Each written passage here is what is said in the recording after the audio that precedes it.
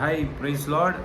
இன்றைக்கி என்ன நல்லா குட் ஃப்ரைடே அப்படின்னு நினச்சாலே ஆண்டவர் தன்னை தனக்காமல் எழுந்து போகாமல் தன் ஜீவனை உனக்காகவும் எனக்காகவும் இழந்து போனவராக இருக்கிறார். எதுக்கு இதுனா அப்படியே நம்ம சும்மா ஒரு பாட்டை ஜீசஸ்